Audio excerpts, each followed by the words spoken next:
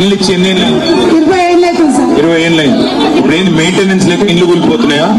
లేక ఇల్లు కూలిపోతున్నాయి సార్. మిగతా వాళ్ళందరూ మీరు మా ప్రభుత్వం చెందిన వాళ్ళు కాదు, మీరు మాకు ఓటు వేయలేదని నిర్ణయించడం, ఆఫీసులకి దాన్ని తరిమేయడం కూడా జరిగింది సార్. ఇప్పుడు ఇక్కడ ఎంతమంది ఉన్నారు? 200 ఇళ్ళ. మీరు అనేది ఏమంటే ఈ ఇల్లు కూలిపోకుండా కాపాడి ఇంకోటి కిరాయికున్న 15 సంవత్సరాలు అవుతుంది సార్. ఆడబిడ్డలు ఆ మూల పోతుంది కాబట్టి మొత్తం తీసేస్తామంటుందా?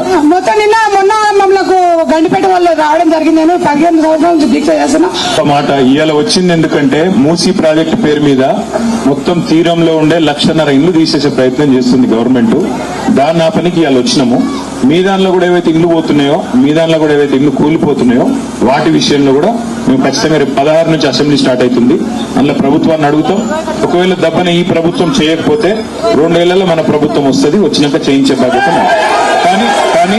కానీ ఒక్క రిక్వెస్ట్ ఇవాళ వాళ్ళది కూలిపోతుందని మనం పట్టించుకోకపోతే రేపు మీరు కూడా కూలిపోతుంది. అందుకే వాళ్ళందరికీ అండగా మనందరం ఉందాం, వాళ్ళతో పాటు నడుద్దాం. మీ ఇల్లు పోతున్నాయి, आपके लिए आए हम लोग, आपकी तकलीफ देखने, आपके मसाइल देखने हम लोग यहाँ पे आए. आगे जाके बात करेंगे, सब साथ चलेंगे, चल के वहां जाके बात करेंगे.